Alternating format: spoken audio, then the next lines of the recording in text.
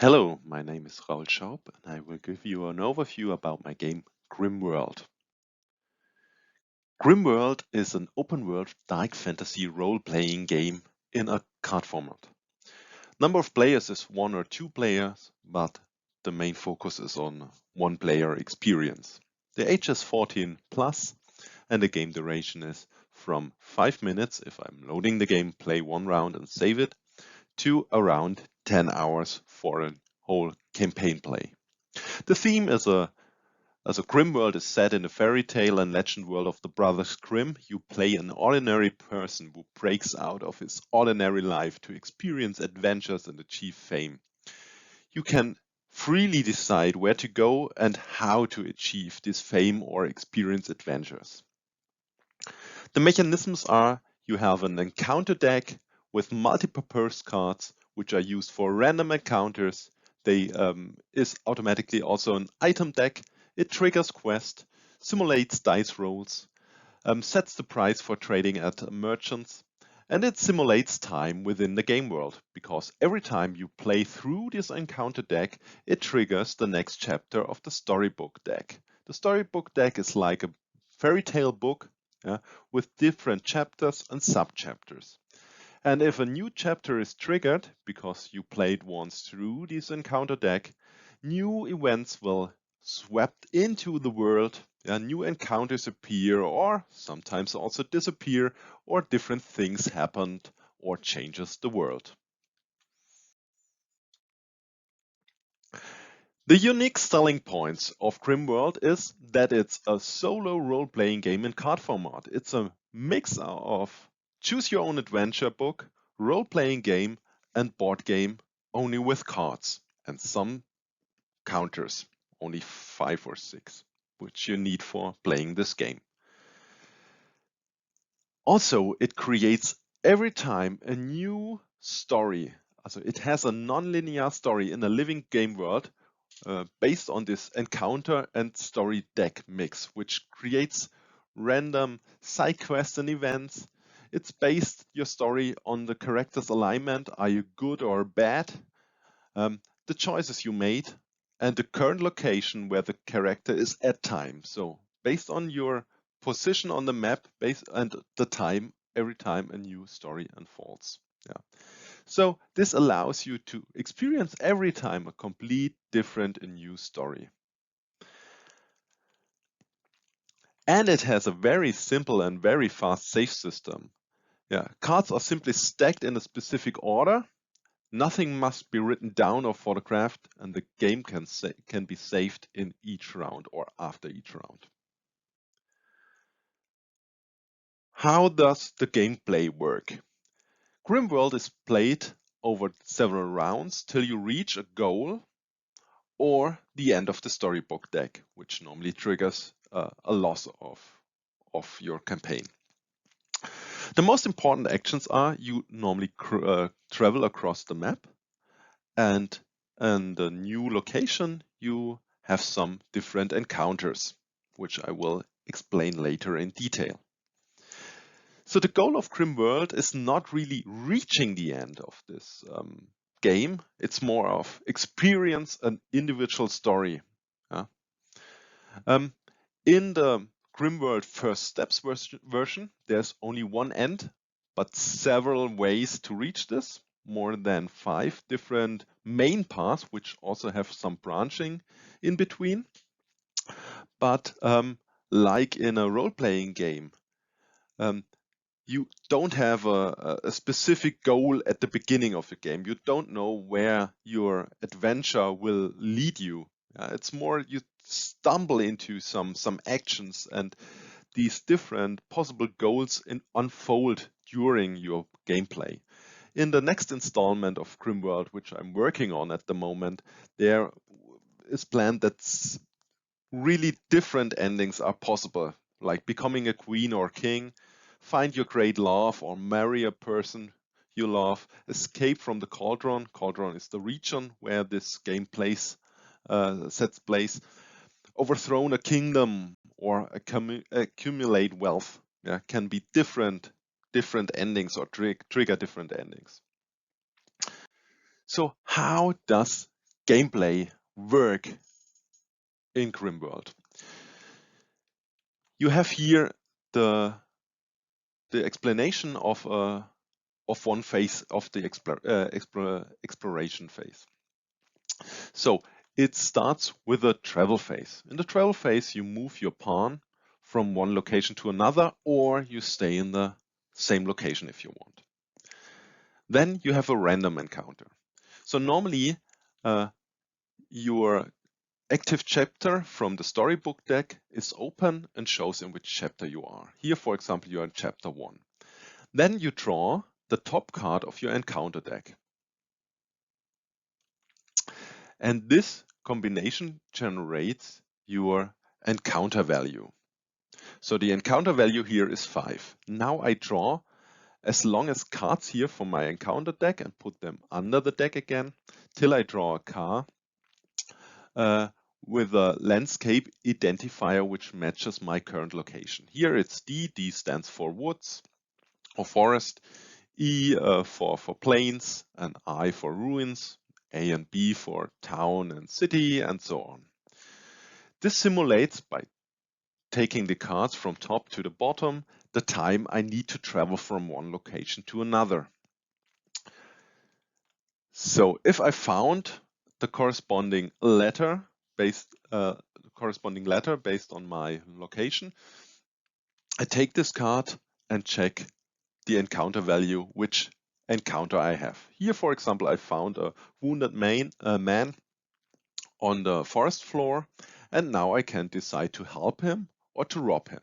If I help him, I have to do some checks, and this is also by drawing some cards and compare them to my hero's values, which I show you later.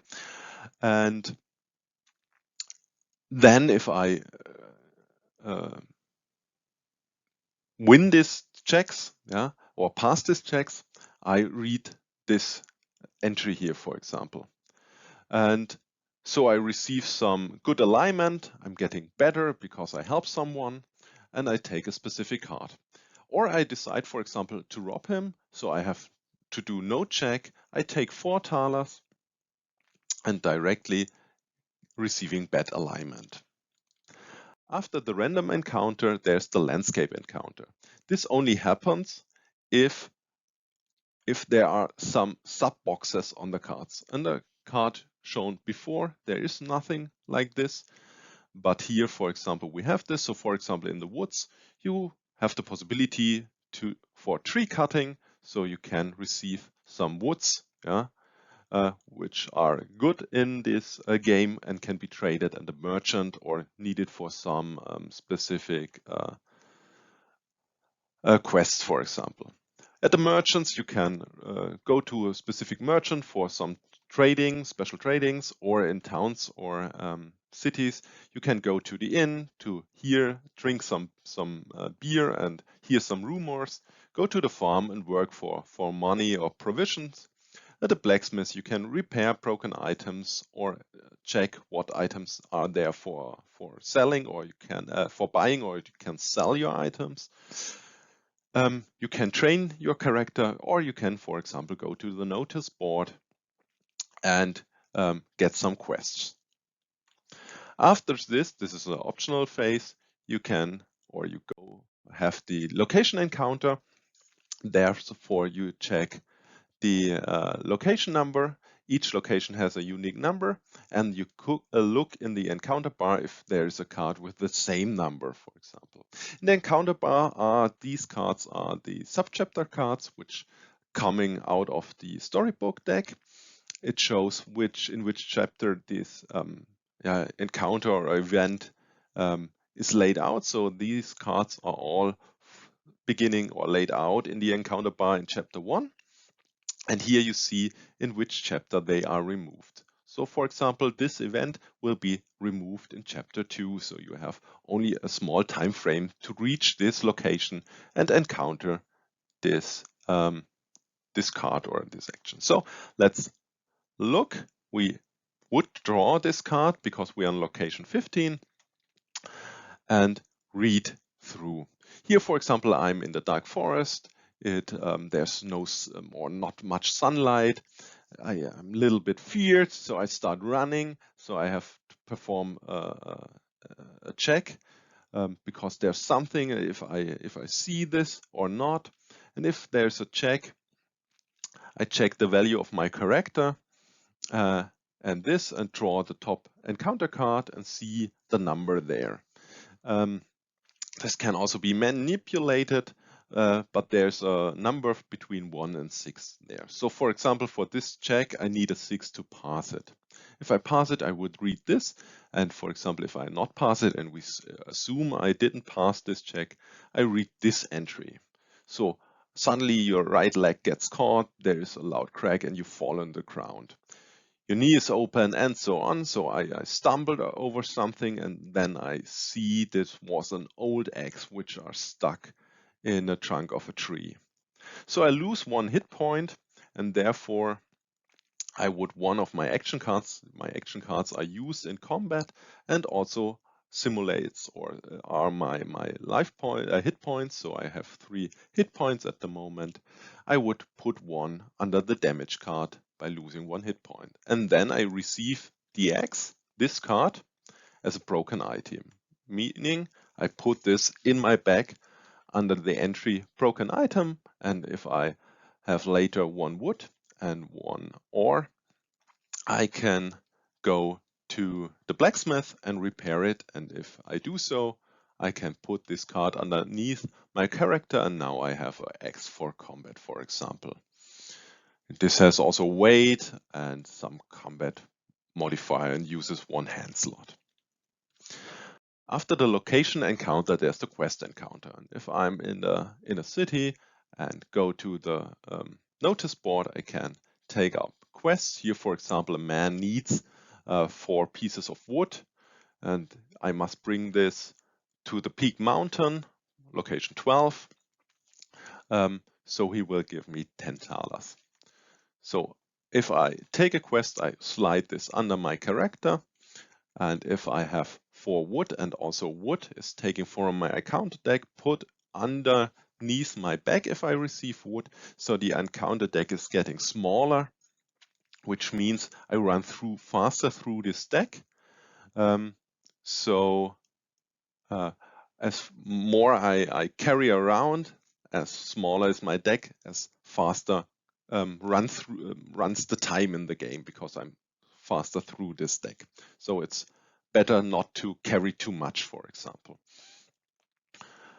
So if I now go to the peak mountain, I would draw card Y60, and here I go find Rolf, which tries to build a small tavern there.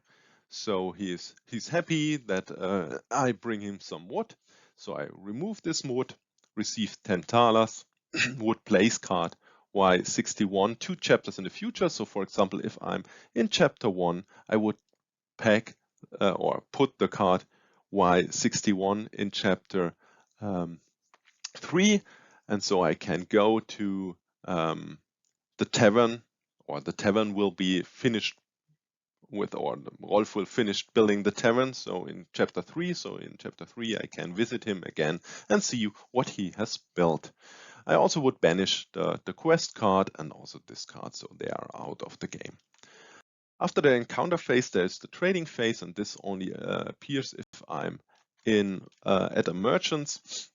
See you this little icon here, and I will check if a card is underneath the map card here at this side, and if not, I also draw the top card of the encounter deck and put it under this card, and now I see the prices for the different goods in the game.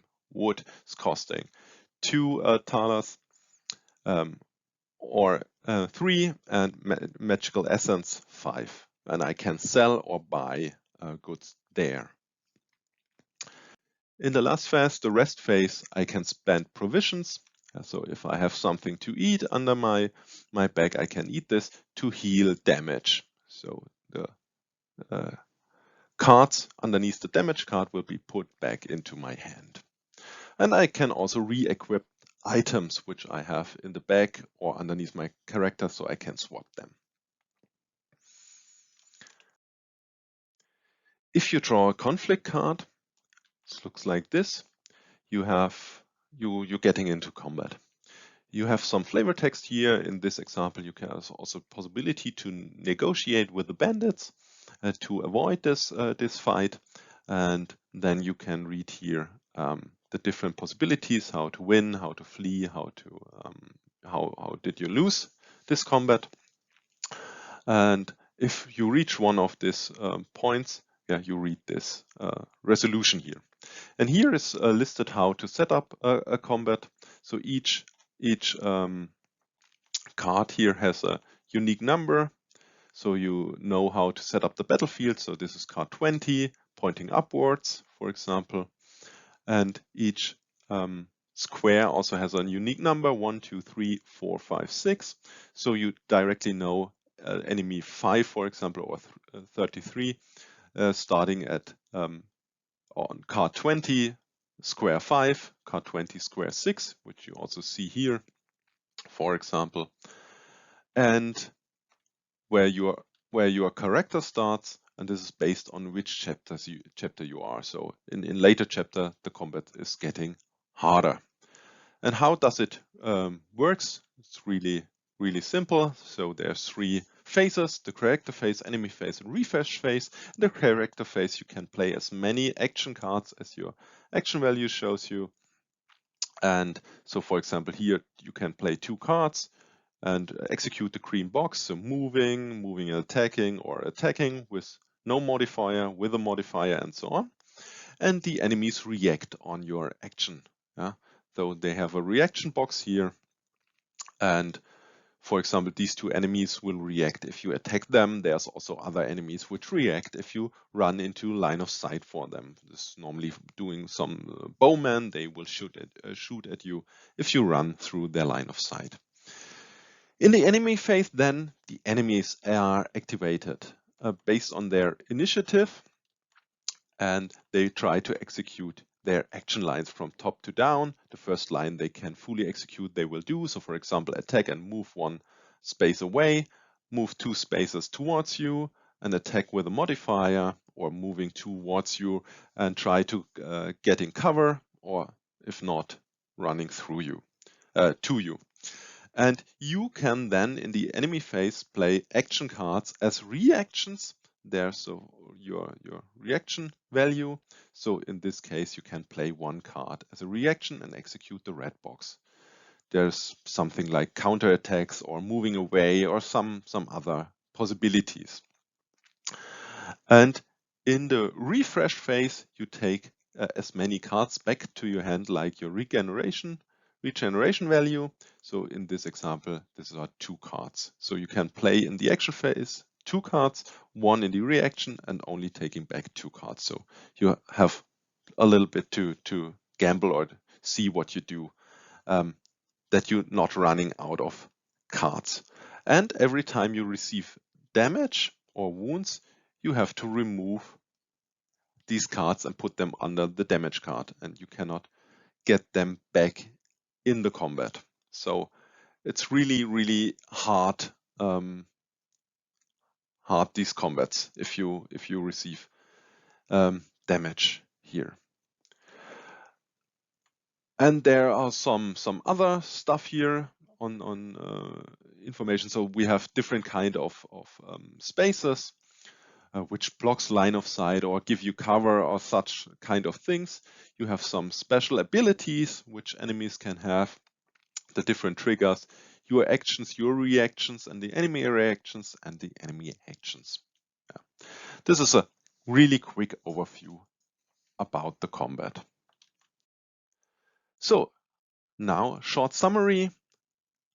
Grimworld is a solo RPG in card format, freshly and rarely used setting. Time is an important factor in this game. The characters' actions and their alignment influences the game world, and each game leads to a completely new and individual story.